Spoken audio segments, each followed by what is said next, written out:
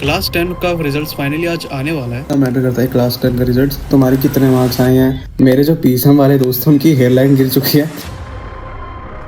Class 10 का results finally आज आने नहीं वाला है। मतलब एक्सपीरियंस शेयर करने आया हूँ कि कितना मैटर करता है क्लास 10 का रिजल्ट। और मैंने मतलब मेरे जो क्लास 10 में रिजल्ट आया था वो आया था अराउंड 85%, 84.95% इतनी आई थी। तो उसके बाद मैं आज बताने वाला हूँ कि डज इट रियली मैटर्स। बात करते हैं उन लोगों के बारे में जो कि बस इसलिए वरीड हैं कि उनके जो आसपास वाले हैं, जो दोस्त लोग हैं, जो टीचर्स हैं और जो पेरेंट्स हैं, वो जो उनके लिए उनके रिएक्शंस के वरीड हैं। मैं भी 12th में हूँ और मेरे को अभी तक जो जितनी भी 10th के बारे में जो बातें सुनाई, मतलब 85% भी, मतलब जहाँ पर मैं पढ़ता हूँ ना वहाँ पर 85% मतलब कुछ भी नहीं है, ठीक है। और मेरे जो दोस्त थे उनके भी 90% आए, 93% आए। रिजल्ट में तो मेरे मार्क्स बहुत ही कम थे, लेकिन मेन बात यह है कि मैं मतलब बहुत सेटिस्फाइड था अपने रिजल्ट से कि मैंने जितना पढ़ा था, मतलब एक महीने जाकर मैंने पहली बार तो बुक ही खोली थी। 2 साल बाद मैं बता रहा हूँ, अभी मेरे से कोई भी मेरे से 10th के रिजल्ट नहीं पूछता। तो बहुत सारे लोग अभी आजकल तो भाई इस महीने तो बहुत ही होने वाला है कि तुम्हारे कितने मार्क्स आए हैं। लोग मार्क्स पता करने आएंगे जिनने तुमसे आज तक ढंग से बात भी नहीं करी होगी, लेकिन 1-2 महीने बाद वो भूल जाएंगे। तो मैं बस ये बोलना चाह रहा हूँ कि 10th के रिजल्ट जो होते हैं वो इतने मायने नहीं करते हैं लोगों के रिएक्शन से। सबसे पहले बात कि बहुत सारे जो मैं बोल रहा हूँ ना कि रिएक्शन, लोगों के रिएक्शन से वरीड हैं, उन लोगों के साथ तुम फ्री हो जाओ कि 2 साल बाद वो इतने वरीड नहीं रहते इस बात में। बस बात रहती है कि पेरेंट्स का रिएक्शन क्या है। देखो, पेरेंट्स के रिएक्शन तो बहुत मायने करेगा ही, क्योंकि वही तुम्हें तो पढ़ा रहे हैं। मतलब अगर वही उन्हीं का रिएक्शन से ही तो मैटर करेगा, और किसी के मैटर को भी सीरियसली मतलब।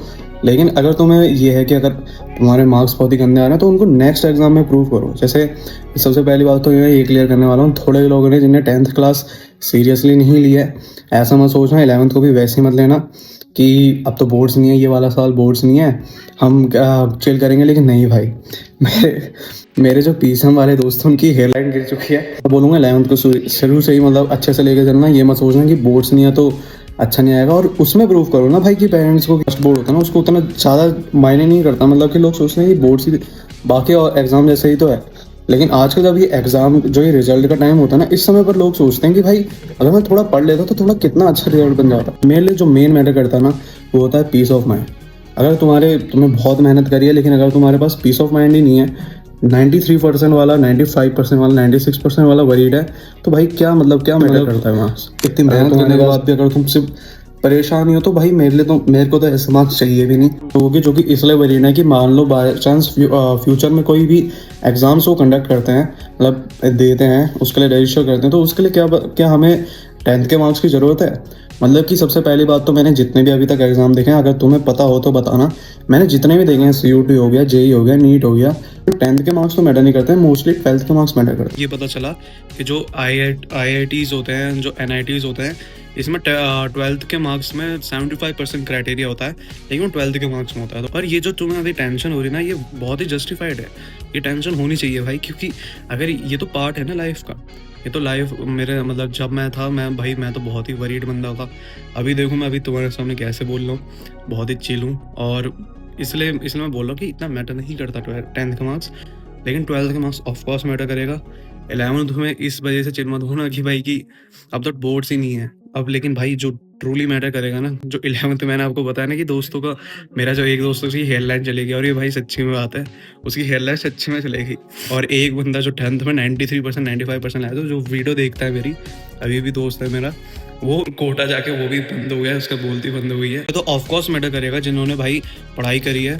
एंड भाई बहुत कॉन्ग्रेचुलेशन उनको जो 95% 90% से ज़्यादा आ रहे हैं, उनको भी कॉन्ग्रेचुलेशन। 80% से ज़्यादा ला रहे हैं, 70% वाले को भी कॉन्ग्रेचुलेशन भाई, तुम पास हो गए।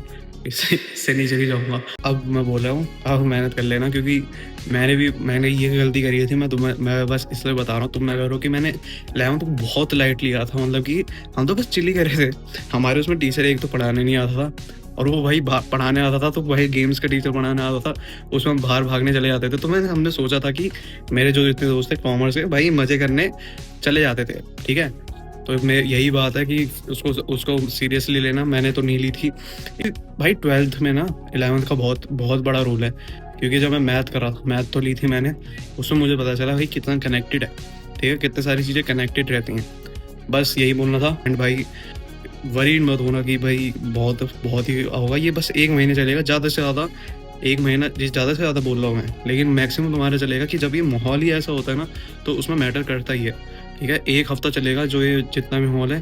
पेरेंट्स अगर सैटिस्फाइड नहीं है तो भाई अभी तो हमारे पास 2 साल हैं, 11th को उसमें करना, एंड जस्ट ये करना था। Thank you so much. और इसी के साथ मैं वीडियो एंड करता हूँ, और जो मैंने बोला था उसे एक बार सीरियसली लेना, ये मत सोचना कॉमर्स का बंदा है, कॉमर्स के बंदों को भी स्ट्रेस होता है, ठीक है? प्लीज़ लाइक शेयर सब्सक्राइब, और thank you so much for watching.